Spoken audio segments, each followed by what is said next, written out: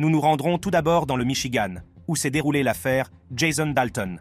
Dalton, un chauffeur Uber de Kalamazoo, dans le Michigan, a plaidé coupable des crimes odieux qu'il a commis lors d'une fusillade en 2016. Dalton devait répondre de 16 chefs d'accusation, dont 6 de meurtre, 2 de tentative de meurtre et 8 d'utilisation d'une arme à feu lors de la commission d'un crime. Ce tragique incident s'est produit le 20 février 2016, lorsque Dalton, qui n'avait pas d'antécédents judiciaires, s'est lancé dans une fusillade au volant de son véhicule Uber, tuant 6 personnes et en blessant 2 autres. Il est choquant de constater qu'il a pris des passagers entre les attaques, faisant preuve d'un calme effrayant au milieu de ses actes violents. Plus tard, Dalton a avoué aux inspecteurs qu'il pensait que l'application Uber l'avait transformé en marionnette, choisissant ses cibles à sa place. En fait, il prétendait que c'était l'application Uber qui l'avait poussé à agir. Les fusillades ont eu lieu à 3 endroits différents de Kalamazoo. La première victime de Dalton a été Tiana Carruthers, une mère de famille de 25 ans, qu'il a abattue alors qu'elle protégeait vaillamment un groupe d'enfants près de son domicile. Carruthers a survécu, mais a subi de graves blessures, tandis que Dalton a poursuivi son carnage. Dalton s'en est pris sans ménagement à Richard Smith, 53 ans, et à son fils de 17 ans, Tyler Smith, qui regardait innocemment des voitures chez un concessionnaire local. Les événements dévastateurs se sont terminés dans un restaurant Cracker Barrel, où Dalton a ouvert le feu sur Barbara Hawthorne, 68 ans, Mary Jo Nee, 60 ans, Abigail Kopf, 14 ans, Mary Lou Nee, 62 ans, et Dorothy Brown, 74 ans. Mary Jo, Mary Lou, Barbara et Abigail ont été blessées, mais elles ont survécu à l'épreuve. À la suite de cette tragédie inimaginable, des inquiétudes sont apparues quant à la responsabilité d'Uber d'assurer la sécurité de ses passagers. Matt Mellen, qui a eu une rencontre éprouvante avec Dalton avant la fusillade, a intenté une action en justice contre Uber et Dalton, demandant à ces derniers de rendre compte de leurs actes. L'affaire visait à faire la lumière sur les événements qui ont conduit à l'incident et à tenir les parties pour responsables. Le procès affirme qu'Uber n'a pas réagi de manière adéquate au rapport sur la conduite dangereuse de Dalton, laissant Mellen dans un sentiment d'escroquerie et d'impuissance. Elle mettait en avant la prétendue équipe d'Uber, disponible 24 heures sur 24 et 7 jours sur 7, chargée d'enquêter sur les incidents de sécurité et de désactiver les chauffeurs si nécessaire. Dalton a plaidé coupable avant le début du procès, alors que la sélection du jury était en cours. L'avocat de Dalton, bien qu'il ait déclaré précédemment que l'exception d'aliénation mentale ne serait pas retenue, a expliqué que Dalton avait choisi de plaider coupable contre son avis. Dalton voulait épargner à sa propre famille et aux familles des victimes la tourmente émotionnelle qu'un procès ne manquerait pas d'entraîner. La sélection du jury avait commencé la semaine précédente et devait se terminer ce jour-là. Au cours de son procès, Dalton a écouté les déclarations des familles des victimes qui lui ont fait comprendre la gravité de ses actes. Malheureusement, Dalton n'a montré aucun remords, et Tiana Carruthers, l'une des victimes, a éclaté en sanglots. Mais alors que Carruthers tente de rassembler ses mots, Dalton l'arrête dans son élan. Il continue à divaguer à tel point que Carruthers se met à pleurer. Finalement, il a été traîné hors du tribunal et condamné à la prison à vie sans possibilité de libération conditionnelle. Le juge, Christopher Hennicke, a présidé les débats et a veillé à ce que justice soit rendue pour les vies perdues et les survivants qui ont dû recoller les morceaux. Ensuite, dans une affaire alarmante qui a secoué la communauté, Alfonso Alarcón Núñez, un résident sans papier des États-Unis travaillant comme chauffeur Uber, a été accusé de viol et de cambriolage. Les incidents se sont produits à San Luis Obispo, en Californie, où il ciblait des femmes vulnérables et en état d'ébriété qui cherchaient à se faire conduire par Uber. Alarcón Núñez est accusé d'avoir agressé sexuellement et volé plusieurs femmes qui avaient commandé un transport ou avaient été prises en charge par lui. Les charges retenues contre lui sont le viol d'une personne en état d'ébriété et le cambriolage au premier degré. Les procureurs ont révélé qu'Alarcón Núñez conduisait les femmes à leur domicile, y entrait pour commettre des agressions sexuelles odieuses, puis volait leurs effets personnels. Il traînait régulièrement dans les clubs, ciblant explicitement les femmes en état d'ébriété. Ainsi, il était facile de se faire passer pour leur chauffeur Uber.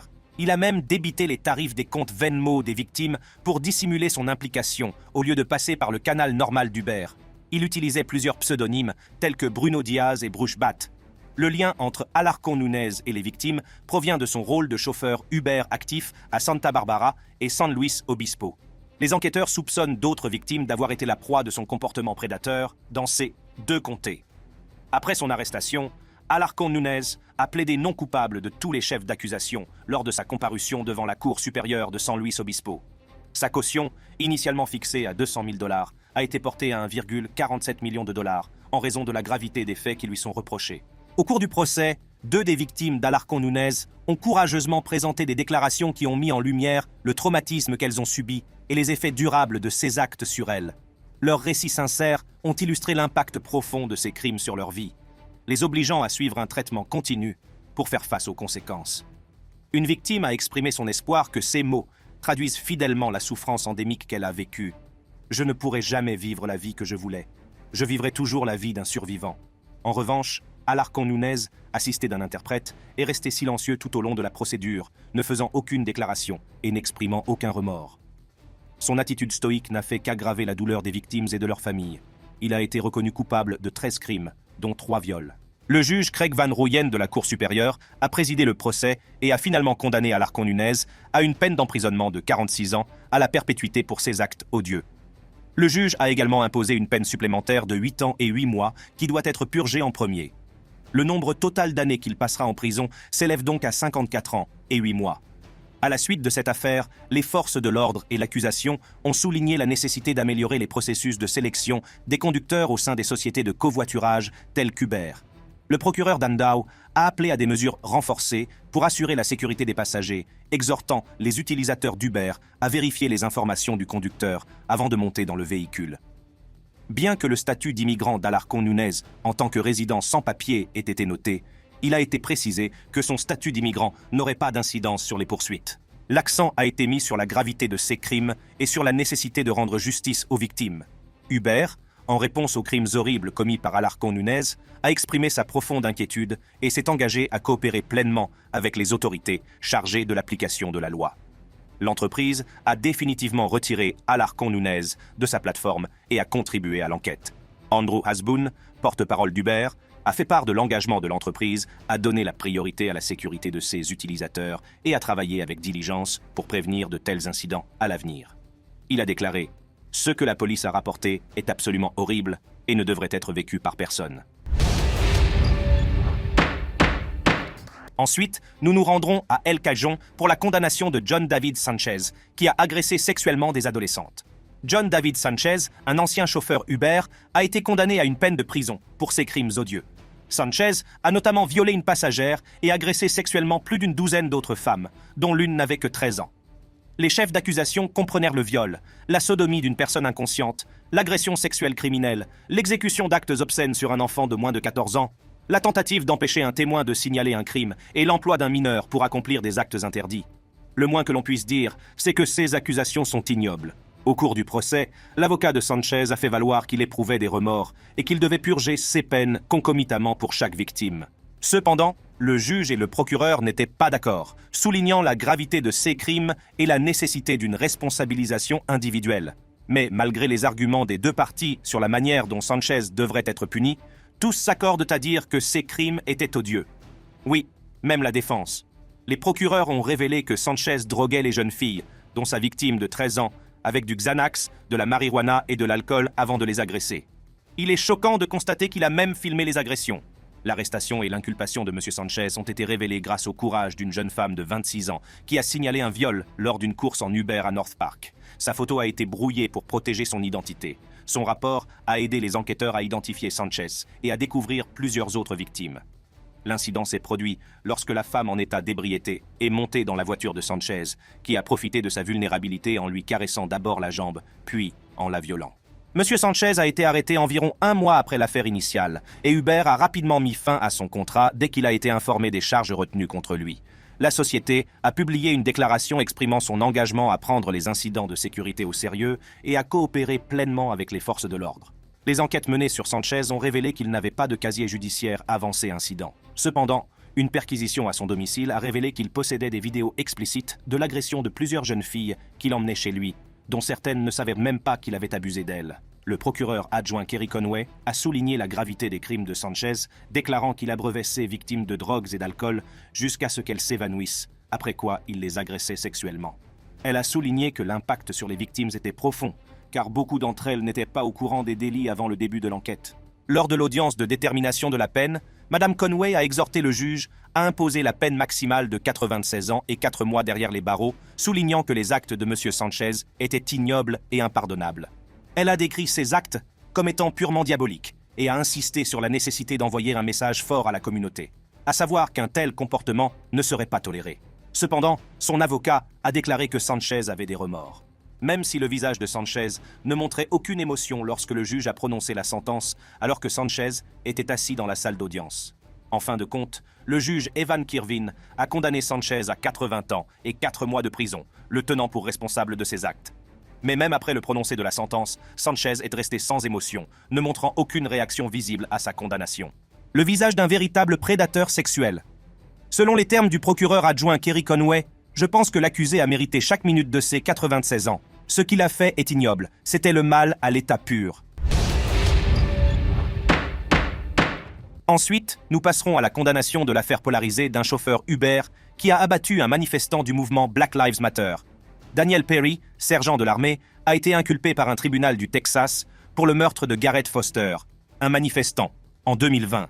L'incident s'est produit lors d'une manifestation contre les brutalités policières et l'injustice raciale dans le centre-ville d'Austin.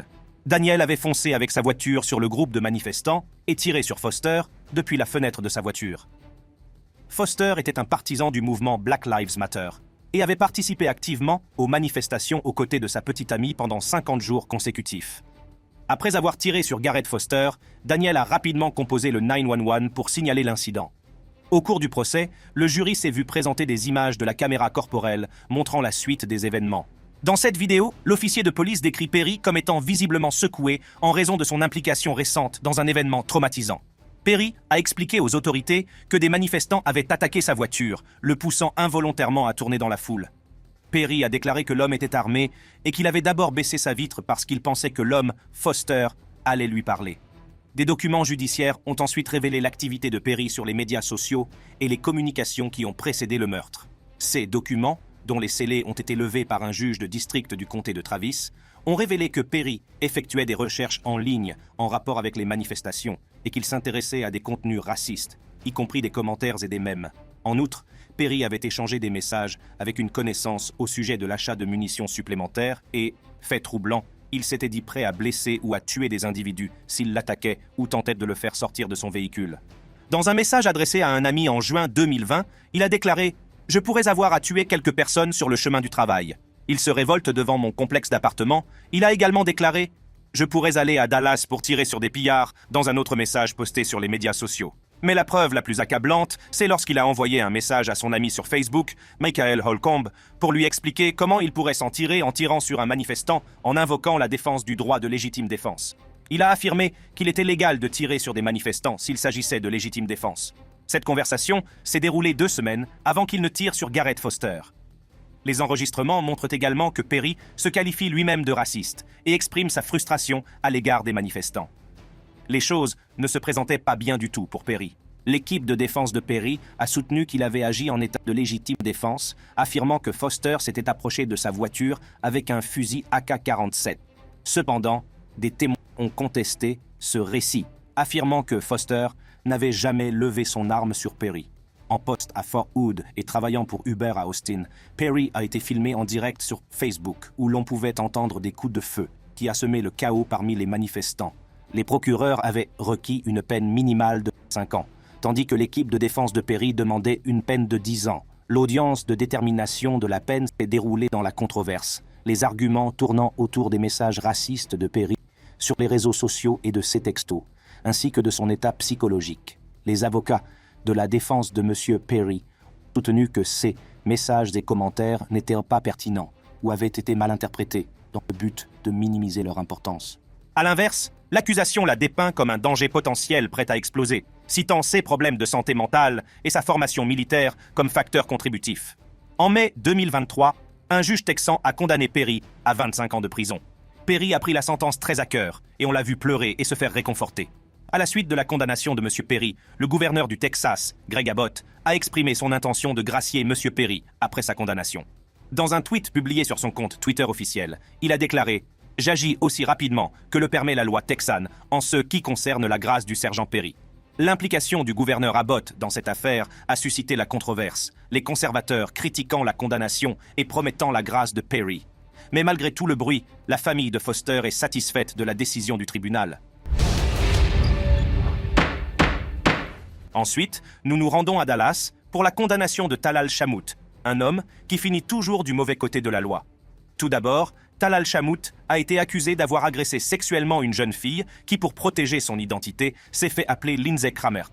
Avant l'inculpation actuelle, Shamout avait un casier judiciaire alarmant, avec des condamnations pour des délits violents. Malgré les prétendues vérifications des antécédents effectués par Uber, il est étonnamment devenu chauffeur pour l'entreprise. Shamout avait déjà purgé une peine de 6 ans et demi de prison pour possession d'armes à feu. En outre, une liste inquiétante d'allégations pesait sur lui. Il avait notamment tiré sur un mineur, tenté de faire passer en contrebande des lance-roquettes, agressé sa femme avec un pied de biche et même projeté d'engager un tueur à gages.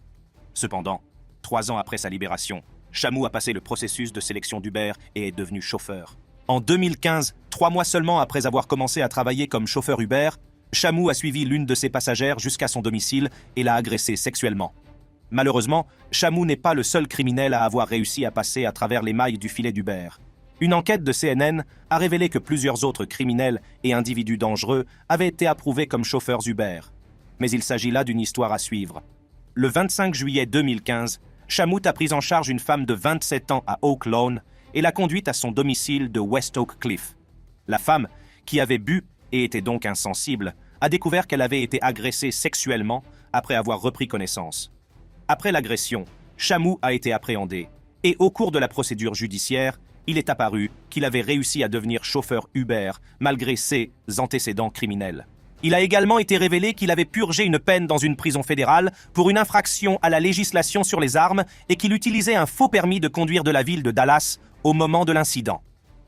En raison de son état d'ébriété, la victime n'avait aucun souvenir de l'agression. Néanmoins, elle a affirmé sans équivoque qu'elle n'avait consenti à aucune activité sexuelle avec Shamout. Des preuves physiques, telles que des éraflures sur ses genoux et une bosse à l'arrière de sa tête, ont étayé ces affirmations. Cependant, la défense a insisté sur la nécessité d'une plus grande clarté.